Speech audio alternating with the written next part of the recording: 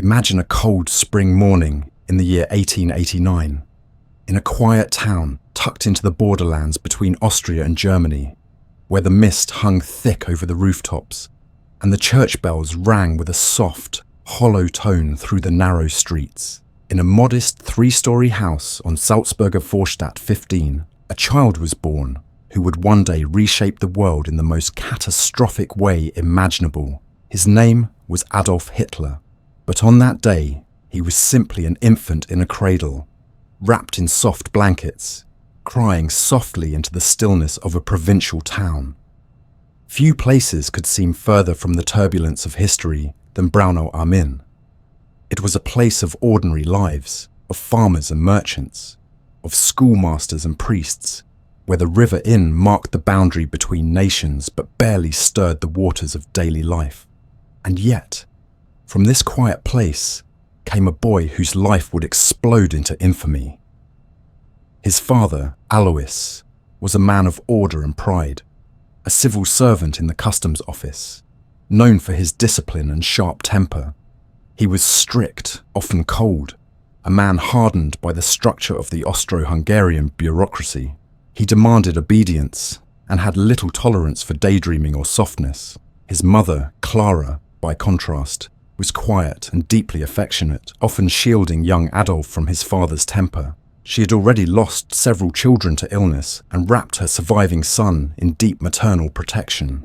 In the dim rooms of their home, filled with wood smoke and old furniture, Adolf grew up under this strange balance, caught between the cold, hard expectations of one parent and the warm, forgiving love of the other. From the beginning, there were signs of a restless spirit. He loved to draw, often sketching scenes of buildings and landscapes with a surprising focus. He found fascination in tales of Germanic heroism and history, spending hours reading about knights, empires, and glory. He was not an especially gifted student, and his teachers noted his mood swings, his occasional defiance, his unwillingness to follow structure if he didn't see the point of it. He dreamed, even then, of being more than he was. More than a customs official like his father, more than a citizen of a fading empire. He imagined himself as an artist, or perhaps a great leader, but those were only daydreams, whispered quietly in his imagination as he walked alone through the meadows and hills beyond town. When Adolf was still young, the family moved several times, first to Passau, then to Lambach, then Leonding. These changes brought instability, pulling him from one school to another, from one environment to the next. His father hoped to steer him toward a career in the civil service, but Adolf resisted. They argued often. The tension between father and son grew sharper, and when Alois died suddenly in 1903, after collapsing during a morning walk, the family's fragile structure was shaken. Clara, widowed and left with little money, tried to hold the family together. Adolf was 14 years old. The years that followed were shaped by quiet sadness. Clara was diagnosed with cancer, and her decline was slow, painful, and drawn out. Adolf, deeply devoted to her, cared for her in her final months. She died in 1907, and the loss devastated him. He would later say she was the only person he ever truly loved. With both parents gone, and his siblings scattered or deceased, Adolf was left alone in the world. Still a teenager, adrift between grief and ambition, he moved to Vienna with the goal of studying art. He believed he could succeed, believed in his talent, but the Academy of Fine Arts rejected him, not once, but twice. His drawings, they said, lacked life and human feeling. It was a brutal rejection. He had no backup plan. He remained in Vienna, stubborn and proud, unable to admit defeat, living in boarding houses and eventually homeless shelters. He lived among the poor, the sick, the forgotten. He sold small paintings of cityscapes to tourists, read obsessively, listened to political debates in cafes, and slowly, as winter after winter passed and the city grew colder and less forgiving, his ideas began to harden. He watched the way the city operated, the contrast between wealth and poverty, power and helplessness, and he grew resentful. Something in him began to turn. What had once been the dreams of a lost boy from Braunauer now began to evolve into conviction, a belief that the world had wronged him, that his failure was not his fault, that others, outsiders, were to blame. And yet, for all this brewing rage, to the people walking past him on the street, he was still just a pale, thin young man, anonymous in a worn coat, sleeping in flop houses, eating in soup kitchens, and dreaming of greatness. Vienna, at the turn of the century, was a city pulsing with energy, a grand stage of culture and politics, art and architecture, where music drifted from concert halls and the cafes, echoed with the debates of intellectuals and revolutionaries. For many, it was a city of dreams, a place where ambition and talent could rise, where the world's attention turned to its towering buildings, golden palaces, and refined institutions. But for Adolf Hitler, Vienna became a city of rejection, failure, and festering resentment. He arrived full of hope in 1907, with a small inheritance from his recently deceased father and a portfolio of sketches he believed were strong enough to earn him admission to the prestigious Academy of Fine Arts.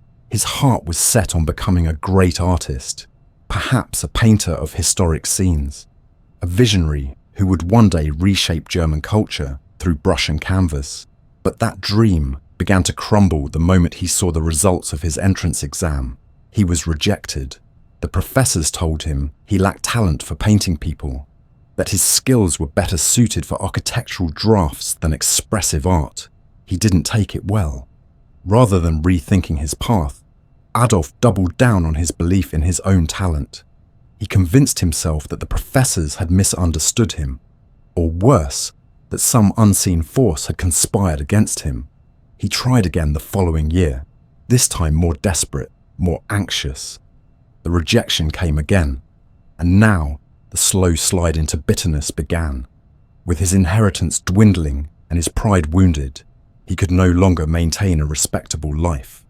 He was forced to leave his rented rooms and move into a men's hostel on the edge of the city, sharing space with the poor, the sick, and the forgotten. The grand dreams of youth were now surrounded by the hard walls of a shelter. Vienna no longer looked like a city of opportunity. It became a city that had closed its doors to him. He spent long hours alone, wandering the boulevards and reading in libraries. He devoured books on history, politics, race theory, and architecture. He studied the speeches of German nationalists and the pages of anti-Semitic newspapers. He found himself drawn to writers who spoke of decline, of purity lost, of outsiders to blame. As he watched wealthy Jewish families thrive in Vienna's business and cultural life, he began to absorb and internalize the deeply rooted prejudices that circulated through certain parts of the city. It wasn't immediate, it was slow, almost invisible, but over time, a narrative began to form in his mind. One where his personal failures were not just unfortunate, but part of a larger betrayal. His disdain for modernity also grew. He disliked abstract art, resented the cultural liberalism of the city, and scorned the democratic politics that he believed led only to confusion and weakness. He wanted clarity, order, purpose. He missed the imagined simplicity of his childhood town, the hierarchy of his father's world, where rules were followed and people knew their place. Vienna, for all its beauty, began to feel to him like a decaying empire, infected with confusion, softened by tolerance. He would sit in coffee houses for hours, silent, watching the people around him, and growing more certain that he alone could see what others were too blind or too afraid to admit. In these years, he earned just enough to survive by selling small paintings, watercolor scenes of buildings, postcards really, often copied from photographs or popular views. He painted the opera house, old cathedrals, bridges over the Danube. Tourists bought them, unaware of the artist's deepening resentment. He had no close friends, no romantic relationships, no mentorship or guidance.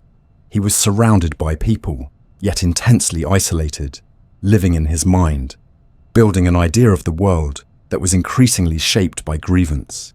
And then, in 1910, he dropped off the official record entirely. For a time, he simply vanished from state documents, suggesting a period of wandering, of living so far on the margins that even the bureaucracy lost track of him. These were the invisible years, the ones where his future persona began to take shape, not on stages or in newspapers, but in cold, quiet corners of shelters and libraries, in the angry scribbles of notebooks, in half-formed ideas turning slowly into ideology. He grew obsessed with the idea of the German folk, the pure people, the rightful heirs of civilization. He came to see the Austro-Hungarian Empire as a decaying prison that diluted German identity with foreign blood and divided loyalty. He rejected the cosmopolitanism of Vienna, its tolerance of Jews, Slavs, Hungarians, and others. In his mind, Germany had to be reborn, not just politically, but spiritually, racially. He believed that only through struggle, violent, cleansing, and total, could a nation reclaim its destiny. These thoughts were not yet speeches. They were still raw, still chaotic, forming in silence. But the foundation was there. The seeds of his future rhetoric were already planted.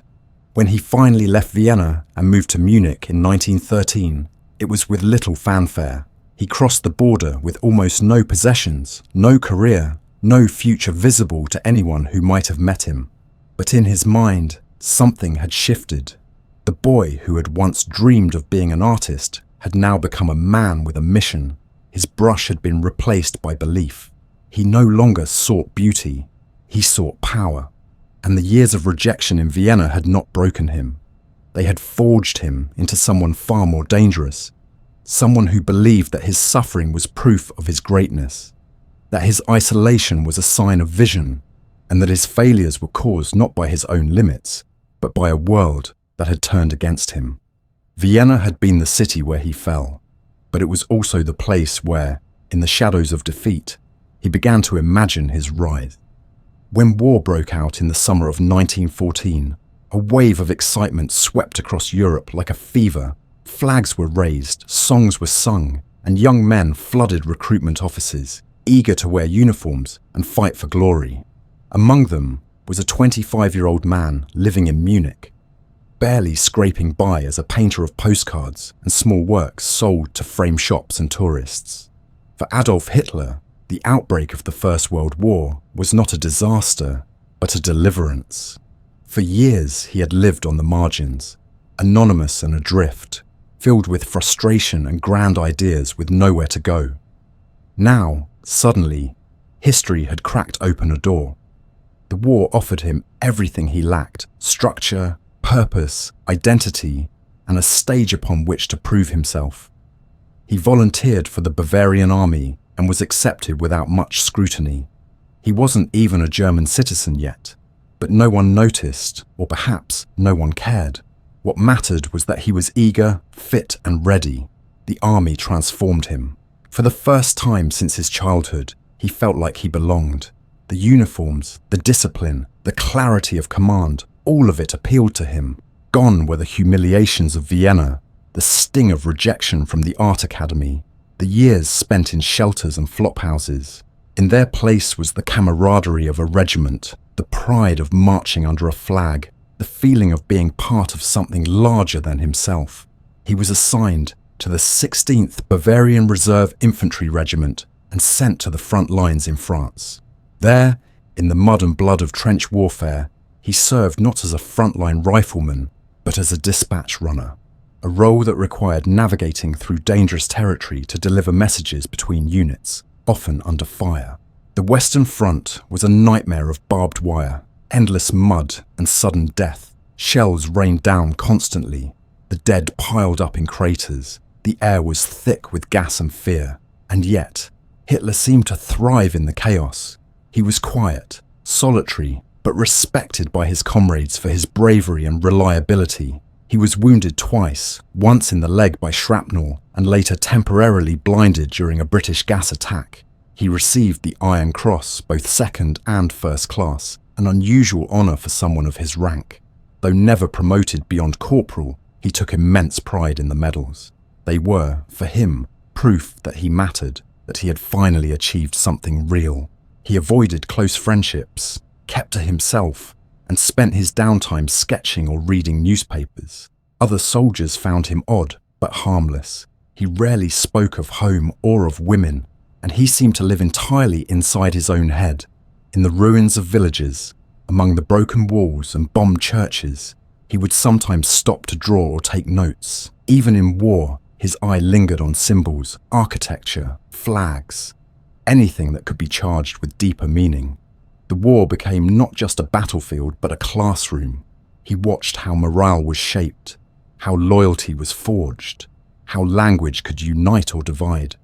These were lessons he would carry with him long after the fighting stopped. Then, in 1918, came the collapse. Germany, exhausted and broken by years of blockade and slaughter, sued for peace. The news came like a blow to Hitler. He had been recovering from his gas injuries in a hospital when he heard that the Kaiser had abdicated and that the war was lost. According to his later accounts, he wept, but it was more than sorrow.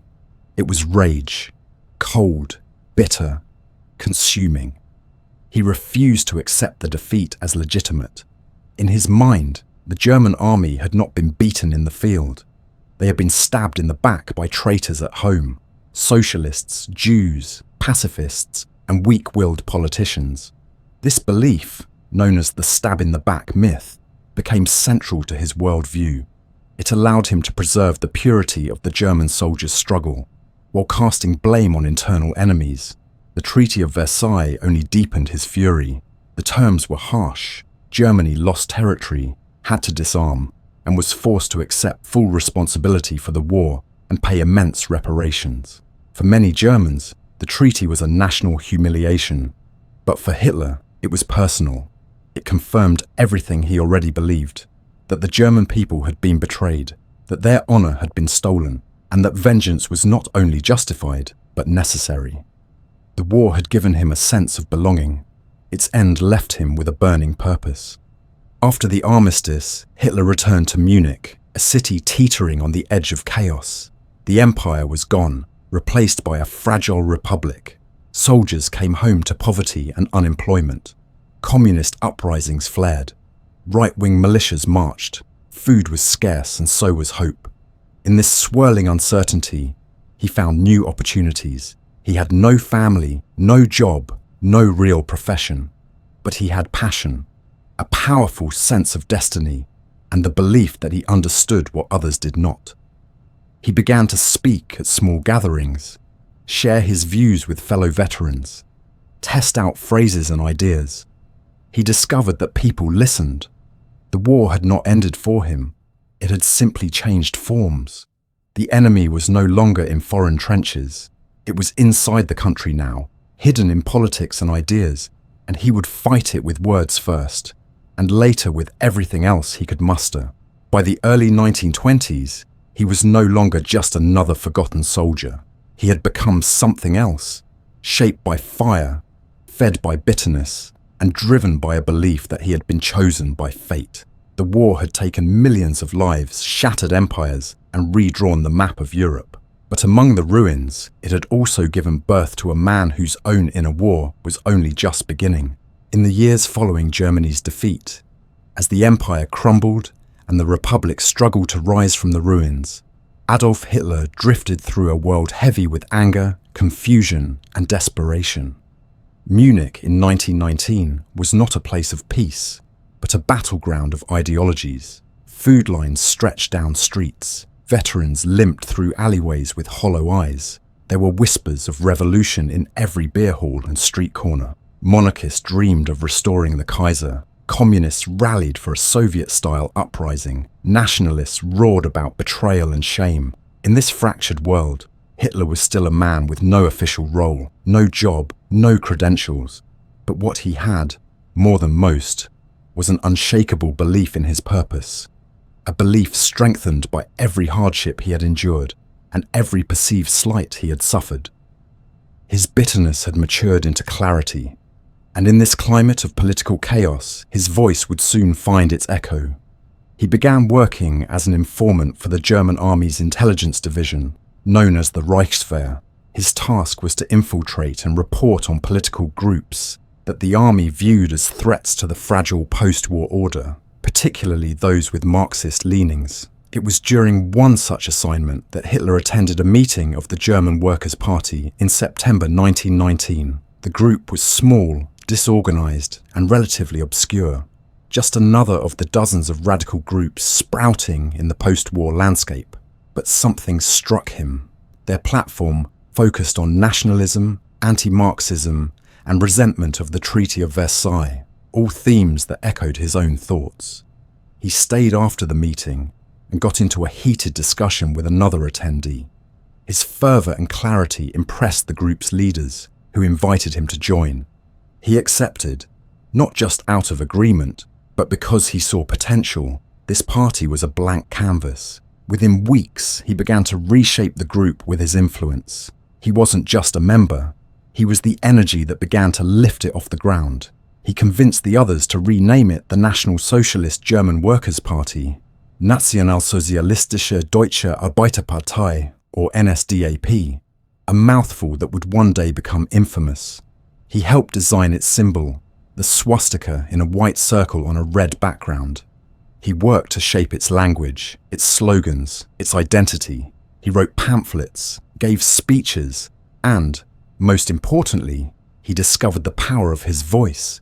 Hitler was not a man who looked impressive. He was pale, gaunt, with a narrow moustache and stiff bearing. But when he spoke, his presence transformed.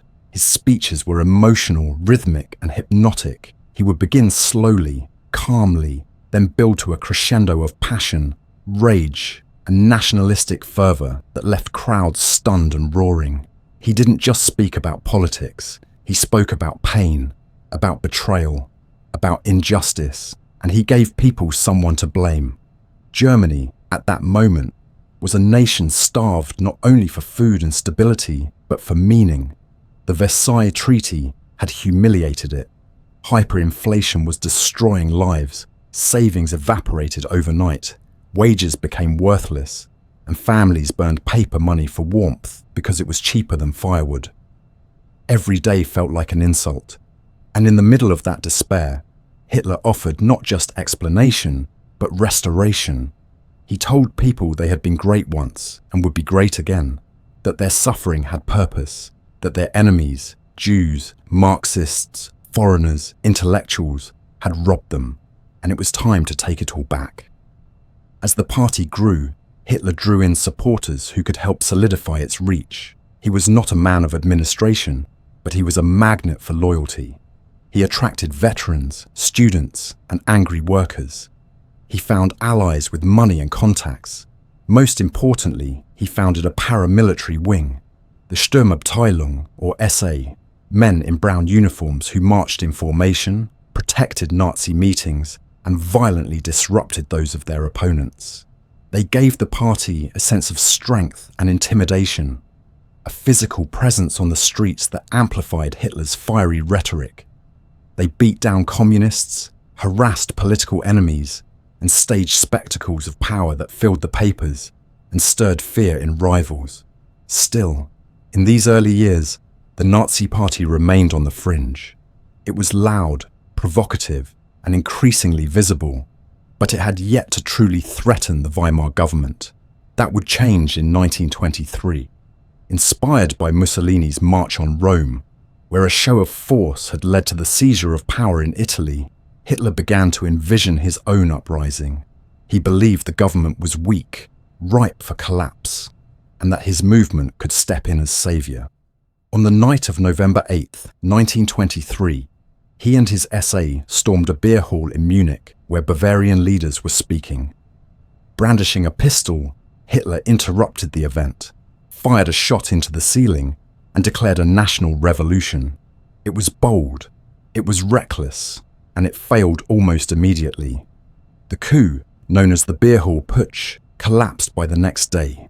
Government troops fired on the marchers. Several Nazis were killed. Hitler fled but was soon arrested. He was charged with treason and put on trial. Yet what should have ended his political career only elevated it. His trial became a platform.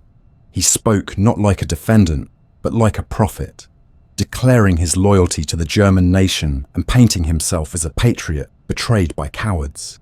Newspapers printed his speeches in full. His name spread far beyond Munich. He was sentenced to 5 years in prison but served only 9 months, housed not in a dungeon, but in a relatively comfortable cell at Landsberg prison. There, in the quiet solitude of confinement, he began to dictate a book to his devoted associate, Rudolf Hess. The book would become Mein Kampf, My Struggle, part autobiography, part political treatise, part fever dream. It laid out his views with terrifying clarity. He described his hatred of Jews, his belief in racial hierarchy, his contempt for democracy, and his plan for Germany's future expansion eastward. Most people ignored it or dismissed it as the ramblings of a failed revolutionary. But for those who read it carefully, it was a warning written in plain language. When he emerged from prison, Hitler found his party in disarray, banned and disorganized. But he did not despair. He had learned something crucial from the putsch, that seizing power through violence would not work. Not yet. From now on, he would pursue a different path. Not rebellion, but manipulation. He would play the game of politics, speak to the people's pain, ride the chaos of the times, and wait for the perfect moment to strike. And the moment, he believed, was coming. Not through gunfire, but through speeches, through ballots, through fear and faith twisted into something unstoppable. The soldier had become a speaker. The speaker had become a symbol. And the symbol was preparing to become something far greater and far more dangerous. The failed putsch in Munich had left a trail of broken ambitions and dead followers behind. But in many ways, it became a turning point for Adolf Hitler. While others might have withered in disgrace or obscurity after such a public humiliation, Hitler seemed only to grow more resolved. Prison, rather than silencing him, gave him the solitude and focus to reshape his strategy and refine his vision. His months in Landsberg prison were far from punishing. He had his own room, received frequent visitors, and was allowed to dictate and write extensively. He used this time to gather his thoughts into a single work, the sprawling, chaotic, and venomous Mein Kampf, a manifesto that combined his personal history with a chilling blueprint for the future. He laid out his belief in the racial superiority of the so-called Aryan race, his obsession with Jewish conspiracy theories, his hatred of Marxism and democracy, and his conviction that Germany needed to expand eastward into Eastern Europe to gain living space. For most readers at the time, the book was too long, too angry, and too strange to take seriously. But for Hitler, it was a declaration of intent. When he was released in December 1924, after serving just a fraction of his sentence, Hitler returned to a political scene that had shifted. The Nazi Party had been banned and its leadership scattered. But public memory of the beer hall putsch and his dramatic trial had given him national exposure. He was no longer an anonymous agitator from Munich. He was a known figure. His re-entry into political life was cautious and strategic. He vowed not to try to seize power again by force, but to win it legally, by working through the very system he despised. He rebuilt the Nazi Party from the ground up, organizing it with military precision, structuring it into regional branches, recruiting loyal followers to serve as party officials and street organizers. He traveled constantly, speaking in towns and cities, drawing bigger and more fervent crowds with every appearance. His message had not changed, but the tone was more refined, the delivery sharper, the timing more calculated. Germany during these years, what historians now call the Golden Twenties, was experiencing a brief, fragile recovery. Foreign loans and economic reforms had stabilized the currency. Cities like Berlin were flourishing with art, music, and science. For many Germans, the trauma of war and defeat was beginning to recede. But beneath the surface, discontent still simmered. The wounds had not healed. Veterans remained bitter. Nationalists remained resentful. Farmers struggled. Small business owners feared the future. And the looming question of war reparations, foreign influence, and national identity never fully disappeared. Hitler tapped into this undercurrent with precision. He painted the prosperity of the cities as superficial, as something unnatural and corrupted, controlled by the same forces he blamed for Germany's decline. He spoke to those who felt left behind, and he gave their anger a name, a story, and a cause. Though the party gained support throughout the late 1920s, it remained marginal in terms of actual political power. The Nazis won only 2.6% of the vote in the 1928 federal election. For all his energy, Hitler was still viewed by many Germans as a fringe figure, a dangerous crank with radical views. But he waited. He understood that his real opportunity would come not during stability, but during crisis. And in 1929, the world changed. The Wall Street crash triggered a global economic collapse. Germany, heavily reliant on American loans and already burdened with war reparations, was among the hardest hit. Banks failed. Unemployment soared. Families lost homes, savings, and futures almost overnight. The fragile peace of the Weimar Republic began to unravel. Despair returned sharper than before, and with it came a hunger for radical solutions. Now Hitler's message took on a new urgency. He blamed the economic collapse on the same enemies he always had: Jews, Marxists, international financiers, and corrupt politicians. But now his words found a wider audience. People who had never considered the Nazi Party began to listen. Their lives were in ruins, and here was a man who offered not just answers, but a new beginning. The Nazi Party surged in the polls. Hitler's image appeared on posters, pamphlets, and newspaper covers. His speeches were broadcast by radio, amplified through rallies, and carried by word of mouth. His face became familiar. His voice, a symbol of fury wrapped in certainty, began to echo through cities and countryside alike. The party's structure grew more sophisticated. Propaganda was carefully managed. Imagery was chosen for its emotional impact. Banners, symbols, uniforms, marches, all designed to evoke pride and power. The SA continued to grow, intimidating opponents and creating the illusion of unstoppable strength. New groups were formed for women, for children, for professionals. Every segment of society was given a place within the movement. Loyalty was rewarded, dissent was crushed, and at the center of it all stood Hitler, more than a politician. He was becoming a myth, a vessel for dreams and fears alike. In 1930, the Nazi Party made a dramatic leap in the federal elections, securing 18% of the vote and becoming the second largest party in the Reichstag. It was a stunning breakthrough. From the fringe to the mainstream in a matter of months, Hitler's movement had become impossible to ignore. Other parties struggled to form coalitions. The government lurched from one weak leader to another. The Republic seemed paralyzed. And still, the Nazis rose. Hitler continued to build his following, now focusing on the presidency. In 1932, he ran against Paul von Hindenburg, the aging war hero who symbolized the old order. Hitler lost, but he gained millions of votes and demonstrated that he could mobilize a mass movement like no other figure in German politics. Behind the scenes, conservative politicians and industrial leaders began to take notice. Some saw in Hitler a tool, a man who could rally the masses but be controlled by those with real power. They believed they could contain him, use him to crush communism and stabilize the country. They underestimated him. In January 1933, after months of political deadlock, Hindenburg agreed to appoint Hitler as Chancellor of Germany. It was a decision born of compromise, pressure, and arrogance. Few believed Hitler could achieve much in such a limited role, but they did not yet understand the depth of his ambition or the machinery he had already built.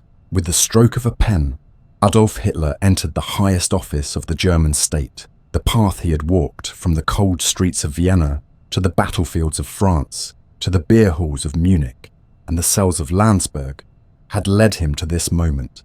He had waited, watched, manipulated, and transformed himself from a failed artist into the most powerful voice in the nation.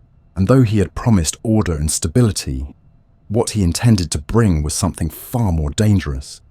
Within months, the Republic would dissolve, the laws would change, the opposition would vanish, the transformation had begun, the door to dictatorship had opened, and no one, not the people, not the press, not even the men who put him there, would be able to close it again. The appointment of Adolf Hitler as Chancellor of Germany on January 30th, 1933, was greeted with mixed emotions. Some celebrated in the streets, waving flags and singing songs of national revival, while others watched in silent dread, sensing that something dangerous had just stepped into the heart of government.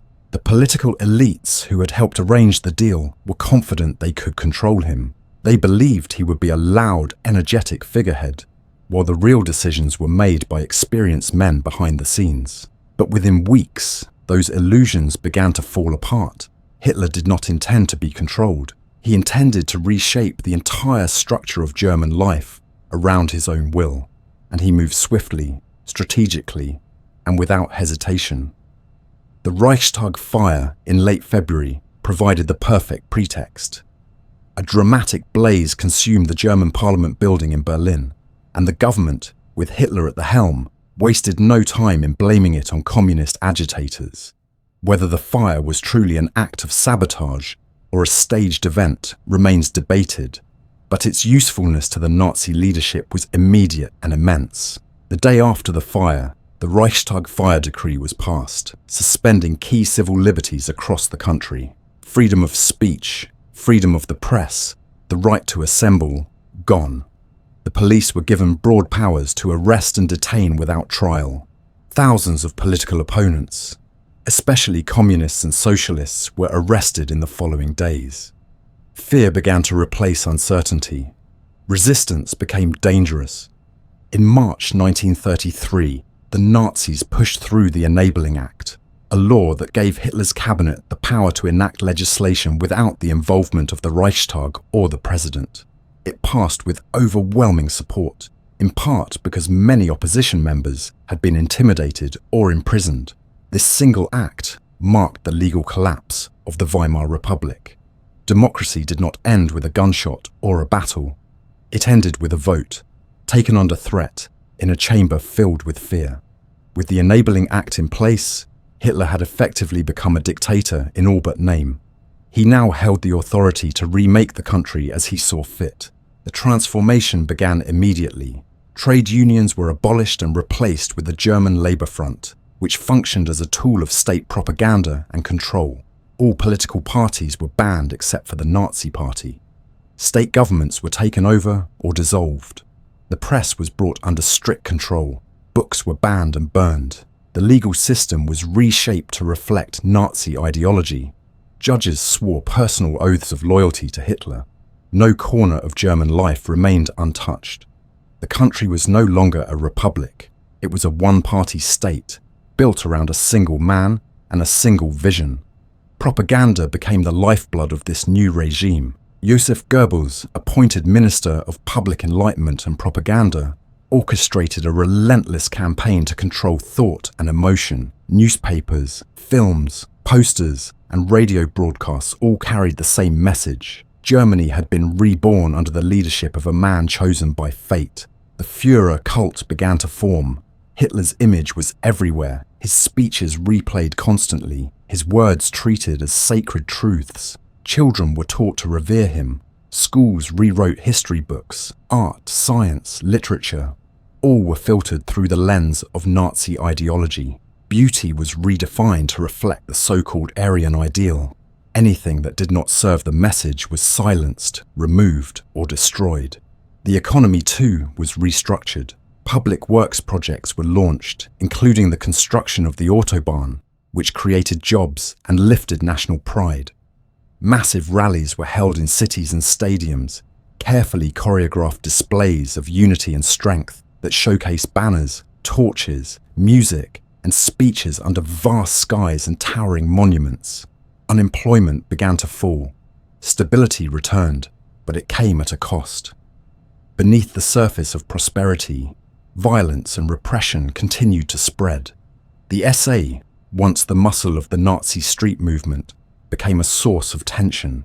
Its leaders pushed for more radical reforms and greater power, threatening the delicate balance Hitler had built. In 1934, during what became known as the Night of the Long Knives, Hitler ordered a brutal purge of the SA leadership. Over several days, hundreds were executed, many without trial. The army, which had grown wary of the SA's growing influence, was impressed. Hitler's message was clear. Loyalty was rewarded. Disobedience meant death. In the summer of that same year, President Hindenburg died. Instead of holding new elections, Hitler merged the offices of Chancellor and President, declaring himself the Führer of the German Reich. A nationwide vote, heavily manipulated, confirmed his new title. He now held absolute power, both legally and symbolically. The transformation from a struggling veteran and fringe agitator into a supreme leader had taken less than 2 years. It had been achieved not by revolution, but by exploiting a broken system, silencing opposition, and reshaping the very idea of German identity. Under Hitler, Germany became a society driven by exclusion. Jews were singled out almost immediately. In 1933, a nationwide boycott of Jewish businesses was enforced.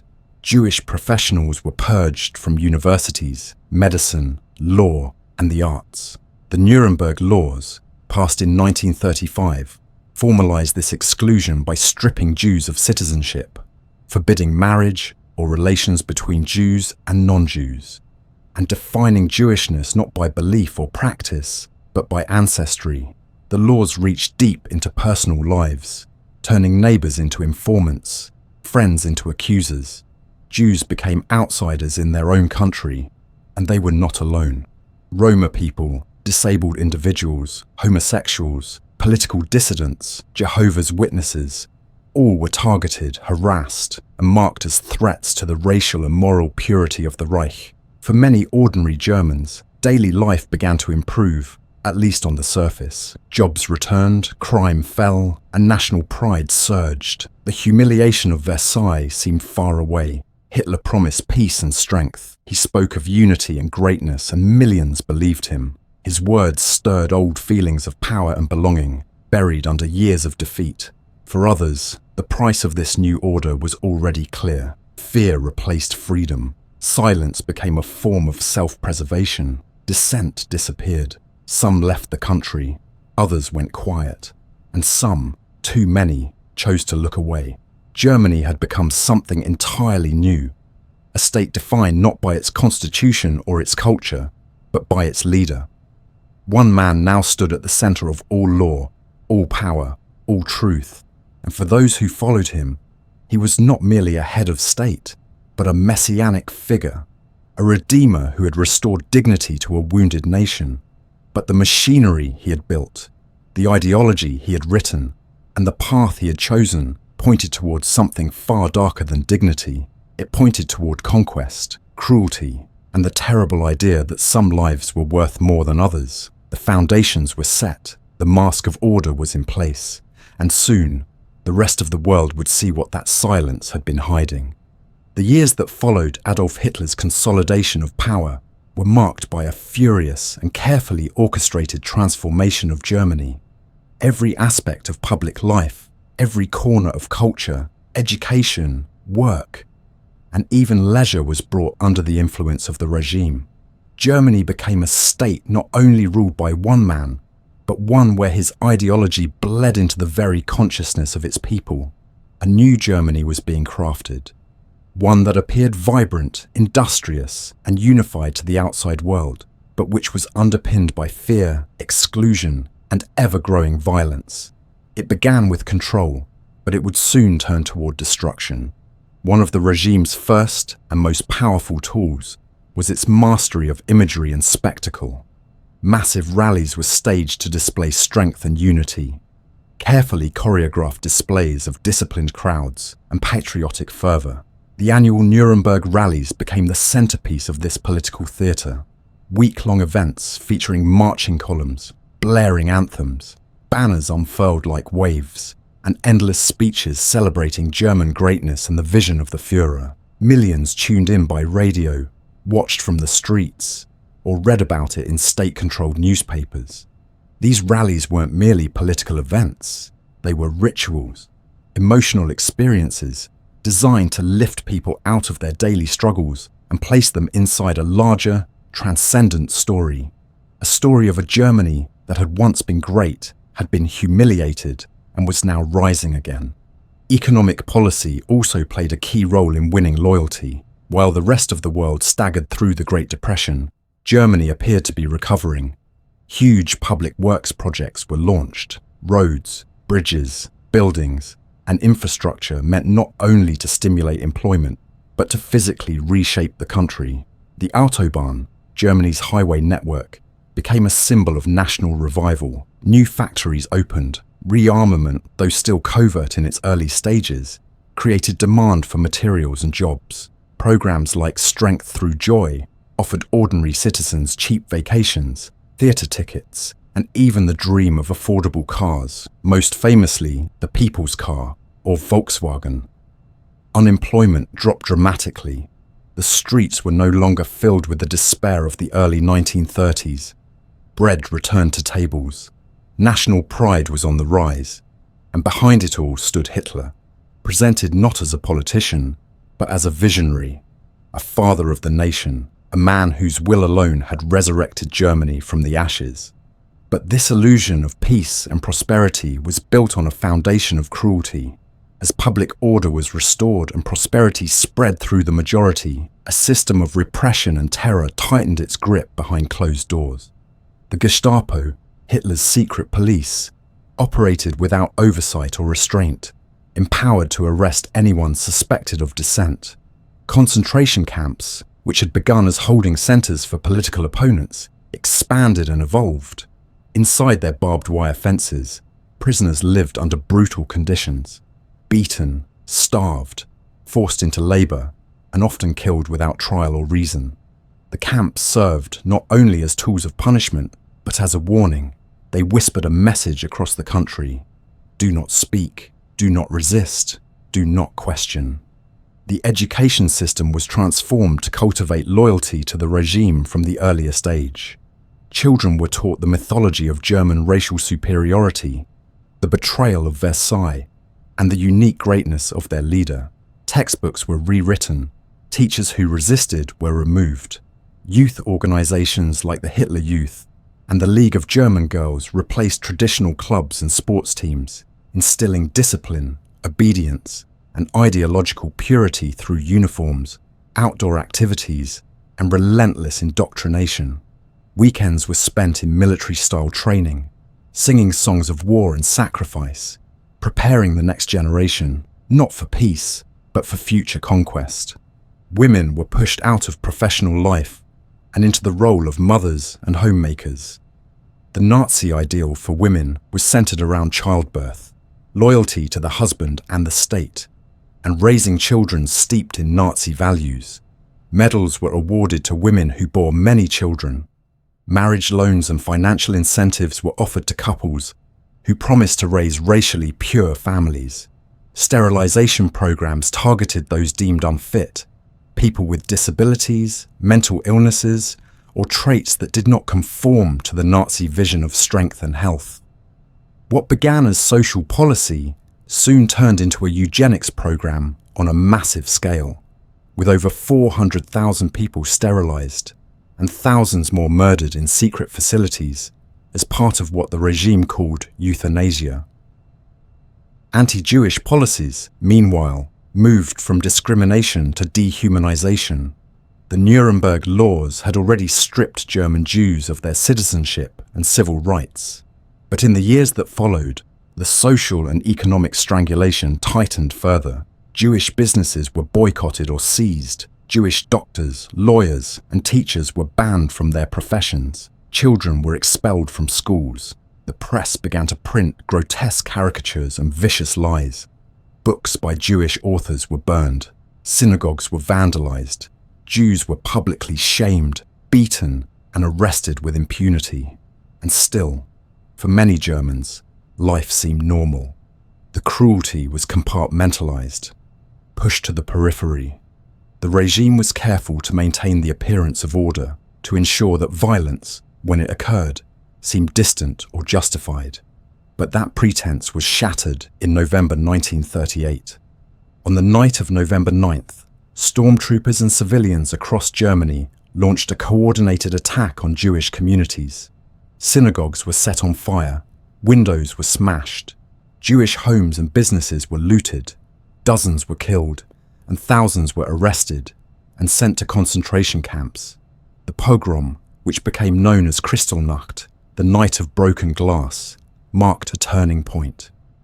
It was the moment when violence against Jews moved from policy to open, sanctioned terror, and it signaled to the world and to the German people that the regime had no intention of stopping. By the late 1930s, Hitler had transformed Germany into a nation completely aligned with his vision. The economy hummed, the military swelled, and the streets marched to the rhythm of a single will. Dissent had been crushed, and the masses had been moulded into willing participants in a national project that promised glory and revenge. Foreign visitors often returned from Germany, amazed at the apparent order and pride they witnessed. The Olympic Games, hosted in Berlin in 1936, were a triumph of image and illusion. The world saw smiling faces, clean streets, grand architecture, and carefully curated harmony. But they did not see the fear that silenced the opposition, the camps that filled the forests, or the plans being drawn behind closed doors. Hitler by now was no longer simply the leader of a country. He had become a symbol, a myth, a figure whose presence loomed over every town, school, and home. To question him was to question Germany itself. To doubt him was to risk one's future, one's family, one's life. He spoke less in terms of politics and more in terms of destiny. The peace he had promised was always temporary. The recovery he had delivered was only the beginning.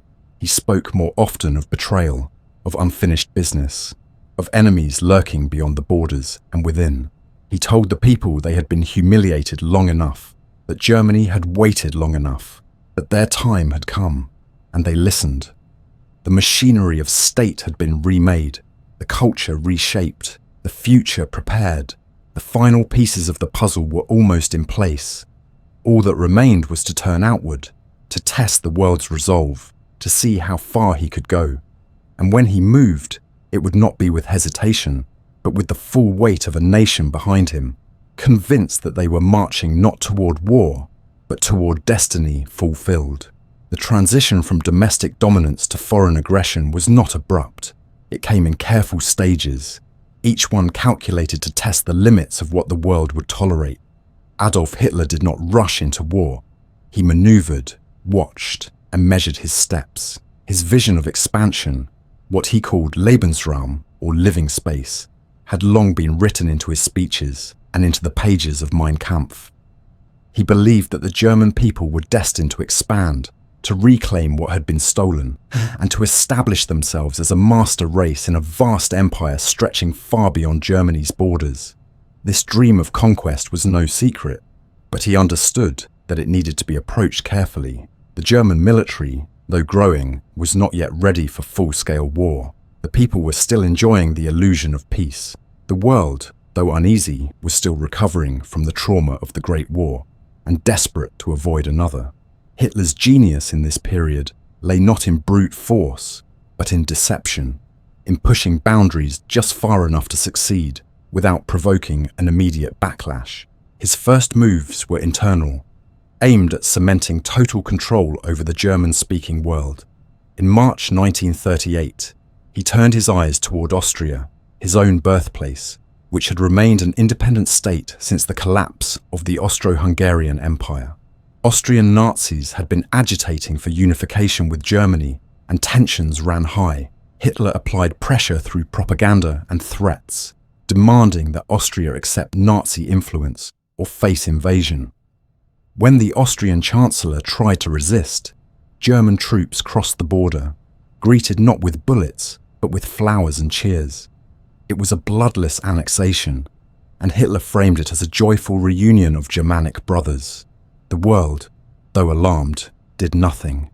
Britain and France, still haunted by the trenches of World War I, hoped appeasement would prevent a repeat of the past.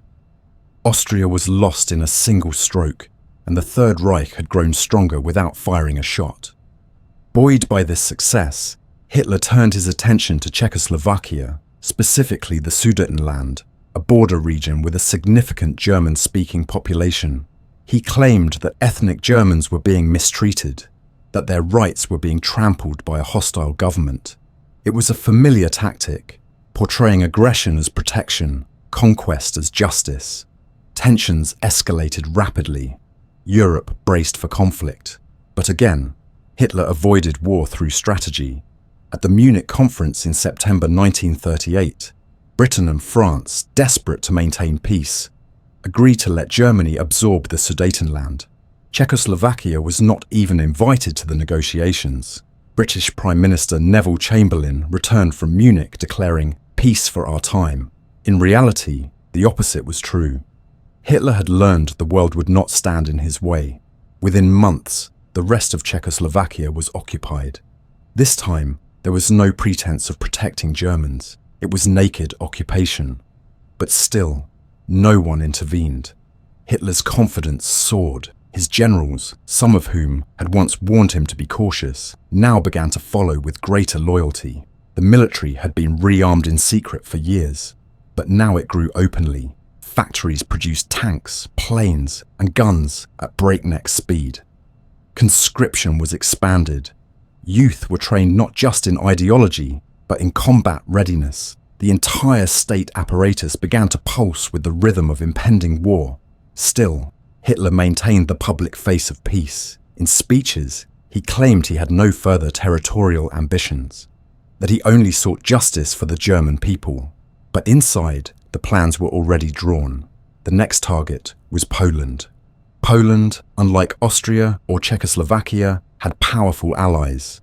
Britain and France had pledged to defend it if attacked, but Hitler believed they were bluffing. He believed they lacked the will for another war, that their promises were hollow. To ensure a smooth invasion, he struck a shocking deal with his ideological enemy, the Soviet Union. In August 1939, Germany and the USSR signed the Molotov-Ribbentrop Pact, a non-aggression agreement that included a secret protocol to divide Eastern Europe between them. The world was stunned. Nazis and communists had long been mortal enemies, yet now they stood side by side in agreement. With Poland's fate sealed in private, Hitler moved. On September 1st, 1939, German forces crossed the Polish border in a blitz of tanks, planes and infantry. The Polish army, caught between two giants and lacking modern equipment, could not resist for long. Cities were bombed, civilians were targeted, and within weeks, Poland was divided between Germany and the Soviet Union. Britain and France, true to their word at last, declared war on Germany, but their response was slow and uncertain. For months, a strange calm fell across the Western Front, a period known as the Phony War, during which little fighting occurred despite the declarations. Hitler, meanwhile, moved swiftly to solidify his grip on the conquered East. In Poland, the occupation was brutal from the start. Jewish communities were targeted immediately. Ghettos were established. Executions and mass arrests began. Political leaders, intellectuals, and clergy were systematically removed. The occupation was not only military, it was ideological, a campaign to erase the soul of the Polish nation. In the spring of 1940, Hitler turned west. Denmark and Norway were overrun with terrifying speed. In May, he launched an invasion of France through Belgium and the Netherlands, bypassing the heavily fortified Maginot Line. French and British forces were caught off guard. Within 6 weeks, France, one of Europe's great powers, had fallen. Hitler stood in Paris, posing in front of the Eiffel Tower, the master of Western Europe. The shock was profound. Britain stood alone. Hitler expected them to sue for peace. They did not. Instead, Winston Churchill vowed to fight on, and the Battle of Britain began. A fierce aerial campaign intended to crush British resolve and pave the way for invasion. But for the first time, Hitler was stopped. The Royal Air Force, outnumbered and under siege, held the skies. London burned, but Britain did not fall. With the West secured, Hitler turned to the prize he had dreamed of for decades, the East. Operation Barbarossa, the invasion of the Soviet Union, launched in June 1941, was the largest military operation in history. 3 million German soldiers poured across the border, aiming to crush the Red Army in a matter of months. The initial advance was devastating. Soviet forces were overwhelmed. Cities fell. Prisoners were taken by the hundreds of thousands. But the vastness of Russia, the resilience of its people, and the brutal winters would prove more formidable than Hitler had imagined. What he thought would be a swift campaign became a grinding war of attrition. And in the East, unlike the West, the war was genocidal from the start. Commissars were executed. Civilians were massacred. Entire villages were burned.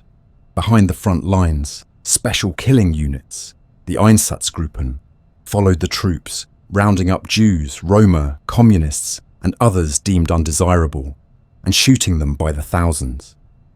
Even as the war widened, Hitler continued to present himself as invincible. When Germany declared war on the United States following the Japanese attack on Pearl Harbor in December 1941, he believed it would only hasten the collapse of his enemies. He underestimated the industrial might of America, the resilience of the Soviets, and the will of the British. As the war stretched into 1942 and 1943, the tide began to turn. German losses mounted. The illusion of unstoppable conquest began to crack. Yet even as defeats loomed, Hitler refused to retreat. His grip on strategy tightened. He dismissed his generals, demanded impossible victories, and sacrificed entire armies for symbolic goals. The war was no longer about logic or tactics. It had become personal, a battle of wills between the Führer and the world. And with every passing day, the cost in human life grew higher. The war Hitler had unleashed in pursuit of destiny had now become a vast and endless machine of death. By the end of 1942, the aura of invincibility that had surrounded Adolf Hitler was beginning to fade. The vast empire he had carved through Europe was starting to show cracks, and the tide of the war, which had once flowed so heavily in Germany's favour, was beginning to turn against him. The first real blow came in the east, in the frozen wastelands around the ruined city of Stalingrad. There, in the winter of 1942-1943, the German Sixth Army was encircled by Soviet forces. Hitler had insisted that the city be taken and held at all costs, believing its capture would break Soviet morale and open the gates to the oil fields of the Caucasus. But the Red Army refused to give way, and the siege turned into a trap. Surrounded, out of supplies, and battered by snow and relentless assault, the once proud German army was reduced to starvation and surrender. Over 90,000 soldiers were taken prisoner. It was a devastating loss, both militarily and symbolically. For the first time, a major German force had been decisively defeated, and it shattered the illusion that Hitler's vision of conquest was inevitable. Back home, the war effort grew increasingly desperate. German cities were being bombed with growing intensity. Entire neighborhoods were flattened. Civilians slept in shelters, emerging in the morning to find rubble where their homes had stood. Food was rationed. Fuel was scarce. But even amid the crumbling front lines and civilian suffering, Hitler remained convinced of his own judgment. He increasingly distrusted his generals, many of whom had begun to question his orders. He surrounded himself with yes-men, silencing dissent and isolating himself within the walls of his military headquarters, the Wolf's Lair in East Prussia. There, he pored over maps, issued commands, and refused to acknowledge the growing strength of the Allied powers. As the war dragged into its fourth and fifth years, Hitler's paranoia grew. He believed betrayal lurked everywhere. He became obsessed with the idea that defeat could only come from within, that some secret treachery would undo everything he had built. Meanwhile, the Allies were growing stronger. American industry was feeding troops, tanks, planes, and supplies into the fight. British forces, having survived the Blitz and held out through sheer resolve, were now joined by Canadians, Australians, and soldiers from across the Commonwealth. The Soviet Union, once thought of by Hitler as a collapsing giant, had mobilized its population with unbreakable determination, driving the Germans westward through blood-soaked battlefields. City by city, village by village, the Wehrmacht was pushed back. In July 1944, Hitler survived an assassination attempt. A group of German military officers, horrified by the direction of the war and the atrocities being committed, placed a bomb in his briefing room. The explosion tore through the space, killing several and injuring many, but Hitler survived with only minor wounds. In the aftermath, he unleashed a brutal purge. Hundreds were arrested. Many were executed, including high-ranking officers and even civilians suspected of sympathy with the conspirators. The plot only deepened Hitler's belief that he alone could guide Germany. The circle around him grew smaller. His decisions became more erratic. He insisted on holding positions that should have been abandoned, throwing away thousands of lives to delay defeats that could no longer be avoided. And yet, as the military collapsed, the genocide continued. The death camps, already operational for years, expanded their efficiency. Trains rolled through Europe day and night, packed with men, women, and children. Auschwitz, Treblinka, Sobibor, Belzec, these places became the end of the line. Inside, lives were stripped away with systematic cruelty. Gas chambers replaced bullets. Crematoria burned day and night. The Holocaust had become a machine of murder so vast and impersonal that it could no longer be hidden. Allied forces began to intercept radio messages, collect testimonies, and piece together the scope of what was happening. But the killings did not stop. Even as defeat loomed, the regime poured resources into extermination, as if the destruction of entire peoples had become as important as the war itself. In the West, the Allies launched their greatest operation, D-Day. On June 6, 1944, thousands of ships crossed the English Channel. Soldiers stormed the beaches of Normandy under a hail of gunfire. It was a bloody, grinding battle, but it marked the beginning of the liberation of Western Europe. France was freed. Belgium and the Netherlands followed. In the east, the Soviets pushed through Poland, discovering the camps, witnessing the horrors firsthand. Germany was being squeezed from both sides. Hitler, now pale, sickly, and increasingly delusional, refused to accept reality. He believed secret weapons would turn the tide. He placed hope in the V-2 rockets, the jet fighters, the rumoured miracle technologies, but they came too late, and never in the numbers needed to make a difference. By early 1945, the once great Reich was a shell. Cities burned, railways were shattered, refugees fled west in the millions. The Eastern Front was a flood of Soviet tanks and troops. Rape, destruction, and revenge swept across German villages as the war neared its conclusion. In Berlin, Hitler withdrew into a fortified bunker beneath the Reich Chancellery. It was there, deep underground, that he held his final meetings, issued final commands, and watched his world collapse. He married Eva Braun, his longtime companion, in a small, somber ceremony. The next day, both took their own lives. Their bodies were burned in the garden above the bunker as Soviet artillery rained down on the capital. The war did not end with that single act, but it symbolized the total defeat of everything Hitler had built. Berlin fell. Germany surrendered. The world looked around at the ruins and began to reckon with what had happened. Millions dead, cities destroyed, families torn apart, and above all, the revelation of the Holocaust stunned even the most hardened soldiers and statesmen. Camps were liberated. Survivors emerged, skeletal and silent. The ovens were still warm. The documents were still on the desks. The truth could no longer be denied. Adolf Hitler had once promised greatness. He had spoken of a 1,000-year Reich of unity, pride, and renewal. But in the end, he had delivered only ashes. His empire collapsed in fire and blood. His name, once shouted with adoration by crowds of millions, was now spoken only in horror. The dream he sold had become a nightmare lived by an entire continent. And in the silence that followed, there was no glory, only the long, painful process of remembering, rebuilding, and asking how it had all been allowed to happen.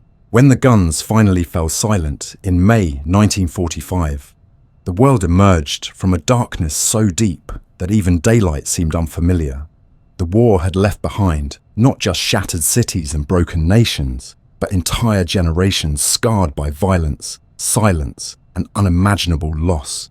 The man whose rise had once inspired chants in the streets, whose image had been displayed in every school, office, and household across Germany, was gone, reduced to ashes in a garden bunker, his final moments spent in fear, surrounded by the echo of a collapsing empire. Adolf Hitler's death marked the end of his reign, but the world was only just beginning to confront what he had left behind. In the weeks and months that followed the surrender of Nazi Germany, Allied soldiers walked through towns where people had lived under the regime in silence, and then moved beyond, into the forests and fields, where barbed wire still enclosed the stench of death. The concentration camps, once hidden behind euphemisms and lies, now stood exposed to the sunlight. The gates creaked open, the watchtowers were empty, and inside, evidence, mounds of clothing, bones, hair, ledgers filled with names, rooms filled with shoes, gas chambers stained by chemicals, crematoria blackened by the flames of 1,000 horrors. Survivors stood like ghosts, too weak to walk, too numb to cry. The liberation of these camps did not bring joy. It brought clarity. It brought the world face to face with the truth of Hitler's ideology, not as a theory or a distant policy, but as a machine of industrialized death that had consumed 6 million Jews and millions of others. Roma, the disabled, political opponents, Soviet prisoners of war, homosexuals, clergy, children, and yet even then, many could not fully grasp the scope of it. There were those who had heard rumors, but dismissed them. Others had seen glimpses and looked away. Ordinary citizens now claimed they didn't know, that they had no idea what was happening in the forests beyond the towns, that they believed the stories were exaggerated, but the buildings were there. The train tracks ran through the countryside, right past their farms and villages. The ashes drifted in the wind, and now, with the war over, there was no more room for denial. The reckoning had begun. Germany itself lay in ruins. Berlin, once the shining capital of the Reich, was a pile of rubble and broken stone. Bridges lay twisted in rivers. Factories were bombed-out skeletons, homes crushed beneath the weight of war. The people wandered like shadows, searching for food, for shelter, for meaning. Entire families were lost. Children became orphans overnight. Women carried the trauma of violence that would remain unspoken for decades. Soldiers returned with hollow stares, haunted by what they had seen and done. And over it all loomed the question, how had this happened? How had a nation with such history, such culture, such promise, followed a man into madness? The answers were not simple. Hitler had not ruled alone. He had not built the camps by himself or fired the guns at the fronts. He had been surrounded by ministers, generals, architects, scientists, teachers, doctors. People with education, with intelligence, with choices. The system he created thrived because many embraced it and many more allowed it. Some out of fear, some out of hatred, and many out of a need to belong, to survive, to avoid the gaze of power. And so, the rebuilding of Germany was not just physical, it was moral. The Nuremberg trials brought some justice, placing key Nazi leaders on trial for crimes against humanity, for war crimes, for genocide. For the first time in history, the world collectively declared that such crimes would not go unanswered, even if committed by a government, even if hidden behind law and uniform. But even with those trials, many perpetrators escaped. Some blended back into civilian life. Others fled, starting over under new names. Justice, while powerful, was not complete. In the decades that followed, the memory of the Nazi regime cast a long and often unbearable shadow. For survivors, the pain never ended. For the children of perpetrators and bystanders, the silence in their families became its own kind of prison. The question of guilt, of responsibility, of complicity, lingered in dinner conversations and textbooks, in courtrooms and church pews. And as time passed, remembrance became a duty, etched into stone memorials, into museums, into the stories of those who lived through it. The phrase never again became a promise, but promises require vigilance, they require honesty, and they require the willingness to look at the darkest parts of history without flinching.